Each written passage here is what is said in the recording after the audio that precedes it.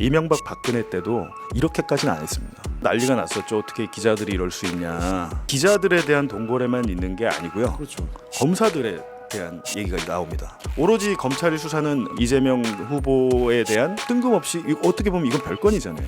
다른 걸 터뜨려서 시민들의 관심을 좀 돌리려고 합니다. 근데 제가 오늘 여기서 이 자리에서 오늘 하나 처음 말씀드리는 거는 윤석열 검사와 친한 검사들이라고 해요.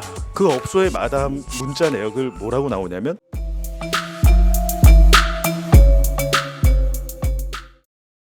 오전에 속보 하나가 떴어요. 검찰발로. 네. 그러니까 이게 뭐냐면은 검찰이 대장동 사업자 김만배 씨와의 돈거래를 한 전 언론사 간부 3명을 압수수색했다라고 하는 이제 내용인데요. 이게 사실 다 나왔던 내용입니다. 이미 봉 기자가 16개월 전에, 그러니까 정확하게는 2022년 12월 29일인가요? 네. 그때 썼던 기사로 촉발된 건데, 그리고 나서 2023년도 1월에 검찰이 수사를 한 거죠. 근데 이게 왜 갑자기 지금 이렇게 뒤늦게 하는 거예요? 이게?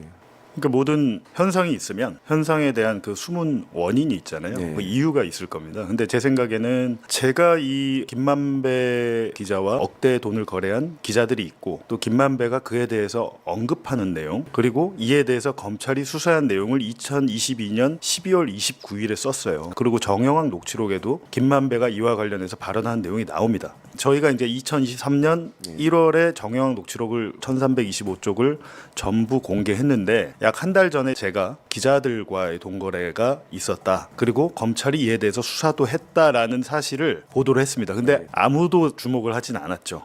근데 그게 한 1, 2주 있다가 크게 이슈가 됐습니다. 이슈가 되면서 어느 매체 누구 기자인지까지 이제 그렇죠, 밝혀지는 특정됐어요. 상황에 이르렀어요. 그때 뭐 난리가 났었죠. 어떻게 기자들이 이럴 수 있냐. 그리고 실질적으로 이 사람들만 있겠냐 뭐 했고 난리가 났는데, 그러니까 제가 난리가 나기 한 달 전에 쓴 기사는 기자들에 대한 동거래만 있는 게 아니고요. 그렇죠.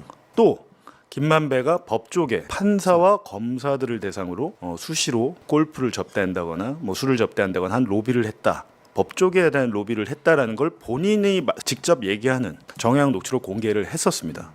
김만배가 정영학 녹취록에서 말하는 로비의 대상은 크게 이제 기자들이 있고 법조계가 있고 성남시 공무원들과 의회 의원들이 있었습니다. 정작 그때 당시에 작년 1월에 논란이 된 것은 기자들에 대한 것이었거든요. 근데 이 기자들은 저보다 연차 많은 선배 기자들인데 이분들의 특징은 김만배 기자와 서울중앙지검 그 법조계 법조 출입 기자로서 인연을 맺었던 분들이고 나름대로 법조 기자계에서 유명한 분들입니다. 이분들이 뭐 단순히 뭐 몇 천만 원이 아니라 적게는 1억 원, 그리고 많게는 9억 원이에요. 뭐 자기들은 이제 빌려줬다.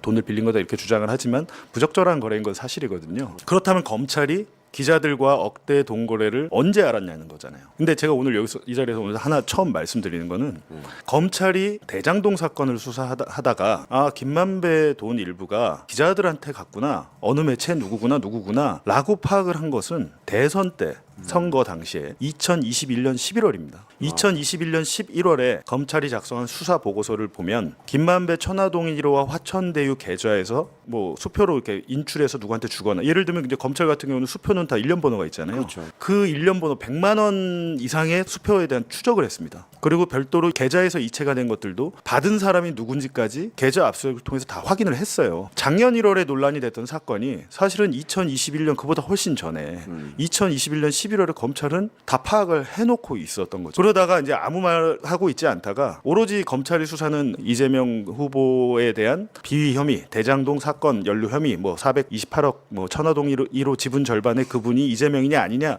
이 수사만 하다 보니 50억 클럽이랄지 아니면 기자들과의 동거래 그리고 그 법조계와의 동거래. 근데 여기서 중요한 것은 검사들의 대한 얘기가 나옵니다. 김만배가 수시로 검사들 만나서 골프도 치고 골프 나갈 때마다 수백만 원의 수표를 가지고 나가서 골프를 쳐서 일부러 이게 잃어주는 거잖아요. 내기 골프를 한다고 하면서 돈을 일부 잃어주는 방법으로 로비를 한다고 말을 수시로 했다. 자주 들었다는 그 남욱 변호사의 진술까지 있었습니다. 그러니까 계좌 추적이나 수표 추적과 별개로 이것과 관련된 대장동 사건 피의자들의 진술이 있었던 것이죠. 근데 그걸 가만히 놔두다가 작년 1월에 어찌됐든 뭐 저희가 기사를 쓰면서 녹취록이 또 공개가 공개가 되니까 검찰 입장에서 녹취록을 공개했는데 수사를 안 하면 좀 그렇잖아요. 그래서 아마 수사에 착수했는데 뜬금없이 오늘 이 기자 3명에 대한 압수수색을 뭐 했다라는 건 저는 딱 느낌이 그냥 이거 제 생각 네. 의견입니다만 기본적으로 지금 오늘 그 압수수색한 주체는 중앙지검 반부패 수사 일부예요. 지금 저를 비롯해서 그렇죠. 예, 대선 개입 여론조작 사건 특별수사팀을 강배신 그 반부패 수사 일부장을 중심으로 수사를 지금 6개월 넘게 해오고 있는 거거든요. 여기서 지금 뜬금없이 어떻게 보면 이건 별건이잖아요. 사건의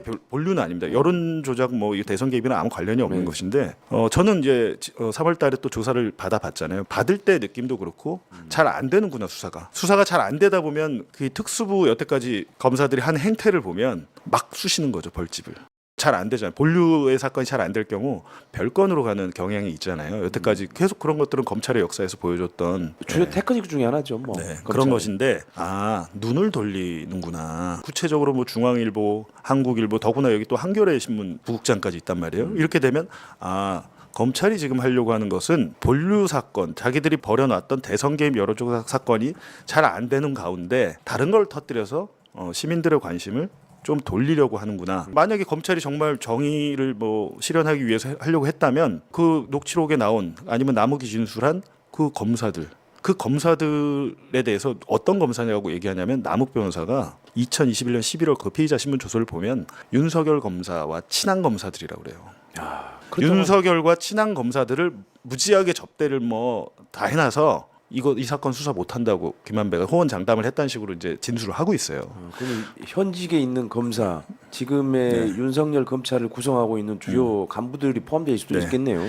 기본적으로 이제 2021년 검찰의 수사 기록과 윤석열 정권 검찰 수사 기록을 다 봤는데 특정되는 그 업소들이 있습니다. 저한테 수사하라고 하면 어떻게 할지 좀 떠오르는데 김만배가 그 주로 접대를 했던 강남의 역삼동에 룸사롱이 있어요. 김만배의 아지트와 같은 무슨 이렇게 카페 같은 곳이 하나 있었습니다. 밥도 먹고 차도 먹고 하는 카페가 있었고 예를 들면 그 두 곳에 소위 말하는 그 업소의 마담 또 조사를 받았습니다. 그 업소의 마담 문자 내역을 뭐라고 나오냐면 오늘 MBC 뭐 누구 기자랑 뭐 누구랑 왔다 가셨습니다. 이거는 그 정영학 회계사가 받은 문자에 있더라고요. 네.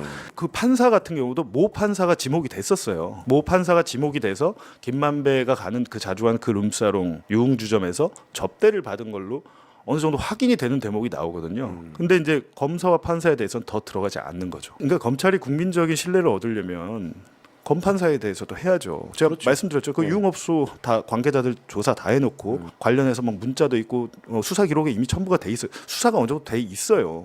근데 그거에 대해서 또 하면 되는데 뜬금없이 선거 직전에 뭐 저를 소환하고 200억 원대 비자금 사용처하고도 사실 관련이 돼 있는 건데 이게 그러니까 그 비자금 사용처가 기자들뿐만이 아니라 판사, 검사 그리고 뭐 시의원, 공무원, 성남시 공무원 이런 공무원들까지 뭐 골프 접대 그다음에 현금이나 수표 뭐 주고 뭐 이런 진술들이 이제 있었어요. 근데 사실 김만배로부터 이렇게 접대받거나 금품을 수사했다는 판검사를 수사했다라는 얘기는 거의 저는 들어보지는 못했고요. 제가 지금 확보한 수사 기록에 보면 473억 원의 용처 파악을 하고 계좌 추적을 하면서 100만 원 이상 수표를 받아서 은행에 가서 환전한 사람, 그 현금으로 바꾼 사람들 있잖아요. 거기에 실명이 다 있습니다. 실명이 다 있는데 제가 딱 보니까 기자들이 있나 제가 한번 찾아봤어요. 기자들 한 7, 8명 더 있습니다. 수표를 받은 기자들. 그러니까 그때 당시 기자들은 거의 그냥 그때 김만배 기자와 같이 함께 법조팀 기자단에 있었던 분들 얘기를 들어보면 그냥 만배 형은 이 형이 주는 거는 100만 원짜리 수표가 단위였나 봐요. 그러니까 최소 단위가. 네. 수표를 줄 때 보면 야 추석인데 고향에 뭐 떡값이나 해라 이러면서 그랬는데 거기에 이제 1,000만 원 단위의 수표도 있고 한데 그 실명이 다 있어요. 그러니까 이유가 있으니까 수표를 줬을 거 아니에요. 기자도 있고 공무원도 있겠죠. 한데 그 사람들이 어떤 직업인지를 그때 당시 검찰이 다 파악해 놓지는 않았습니다. 누가 받았는지는 알고 있는 거죠. 근데 노력을 하면 검찰은 강제 수사해서 알 수 있잖아요. 이 수표를 바꾼 사람 누군지. 사실 검찰이 이제 김만배 그 비자금이라고 할 수 있는 그 200억 원의 사용처를 제대로 수사를 하면 기자들뿐만이 아니고 판검사들까지 다 공무원들까지 그렇게 수사를 하면은 대장동 특혜 의혹의 몸통을 제대로 찾을 수는 있을 것 같아요. 사실 그거를 해야 되는 건데 참 검찰이 엉뚱하게 지금 제대로 수사를 그런 부분들은 안 하고 있는 있는 것 같은 생각이 듭니다. 그러니까 2021년 11월에 다 수사해놓고 50억 클럽도 마찬가지잖아요. 50억 클럽도 어느 정도 그때 진술이 나왔는데 50억을 안 하다가 내내 끌다가 작년에 이제 박영수 전 특검도 사실 뉴스타파에서 저희가 계속 기사 안 썼으면 그거 안 했을 거예요. 이분에 대한 의혹 니네가 수사 다 해놓고 왜 안 하는 거야라고 문제 제기를 하고 대장동 대출 불었고 조우용 씨도 마찬가지잖아요. 천화동인 6호의 실소유자 282억 배당을 받았다고 당신들이 수사를 다 해놓고 조우용 왜 수사 안 해? 그리고 예를 들면 천화동인 7호 배성준 기자 전 YTN 기자잖아요. 이분도 어떻게 보면 이분이 가장 행복할 것이다. 다 기자들은 그 얘기를 했어요. 크게 연루되지 않고 한 120억 원 가량을 받아서 부산에서 스타벅스 있는 건물을 사서 임대를 하고 있었잖아요. 임대 사업을 하고 있었잖아요. 근데 이분에 대해서도 수사를 안 하다가 그 이후에 이제 소환을 하게 되는 거죠. 근데 왜냐하면 검찰이 그래도 가장 대한민국에서 똑똑하다는 사람들 모인 집단일 거 아니에요. 나름대로 해놨습니다 수사를. 근데 거기에 대해서 누구를 재판에 넘기고 안 넘길 것인가를 취사 선택하면서 이런 문제가 나오거든요. 지금 마찬가지로 도이치모터스 사건에 1심 재판에서 김건희 여사에 대한 언급, 김건희 파일, 엑셀 파일 나오고 김건희 여사가 그 증권사 회사 직원과 통화한 녹음 파일의 녹취록이 재판에서 나오고 그분이 아무 관계가 없는데 그게 나올 리가 없잖아요. 그럼요. 그리고 1심 판사도 김건희 여사가 이 사건에 상당히 깊게 연루돼 있다는 점을 시사하는 판결문을 내용을 썼단 말이에요. 근데 이분을 서면 조사를 뭐 했는지 아닌지도 모르겠고 소환 조사는 안 했잖아요. 사람들이 봤을 때는 야 우리나라 제가 생각하기도 그래요. 야 저는 우리나라 민주주의인 줄 알았는데 민주주의 국가인 줄 알았어요. YSU, DJU 그리고 노무현 대통령 뭐 하고 어찌 됐든 이명박 박근혜 때도 이렇게까지는 안 했습니다. 제가 볼 때 지금의 정권이 하는 짓은 진짜 총칼만 안 들었다 뿐이지 거의 전두환 때랑 비슷합니다. 작년 9월 14일에 검찰이 저희 뉴스타파를 압수수색을 한 거죠. 어떻게 보면 군사 정권 때 있었던 일이 다시 재현되고 있어요.